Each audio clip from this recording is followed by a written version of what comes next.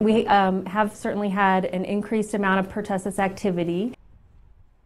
Health officials in Henderson County trying to tackle a pertussis outbreak, also known as whooping cough. As of today, there are 56 cases.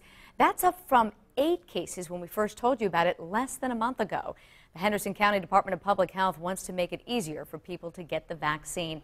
They say, though the Tdap shot doesn't prevent pertussis completely, it may make those symptoms a little milder.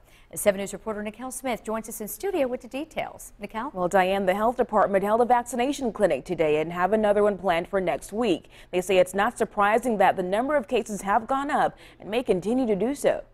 I got to get right here. Henderson County Department of Public Health rolling up their sleeves to address a whooping cough outbreak. The Tdap vaccine boosters for tetanus, diphtheria, and pertussis, or whooping cough. Registered nurse Andrea Detweiler says almost 24 people used their vaccination clinic. It helps people to be current on the vaccine so that they're less likely to get it. She says it is still possible for people to get pertussis. Health officials say some of the 56 cases so far are people who have been vaccinated, but they say the vaccine makes symptoms less severe. Because of them being less symptomatic, meaning less coughing, they're also less likely to be transmitting it as much to others. Detweiler says they're most concerned about people in high-risk groups.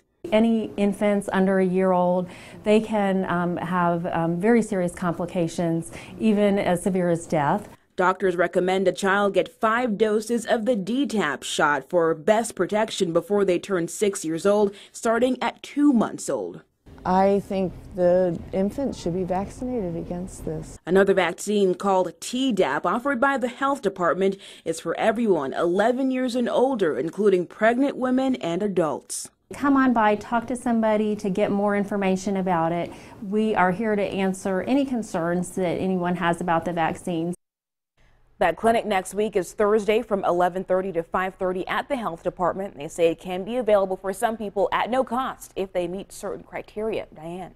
Thank you, Nicole. They do say that there have been a few isolated cases of pertussis in surrounding counties as well.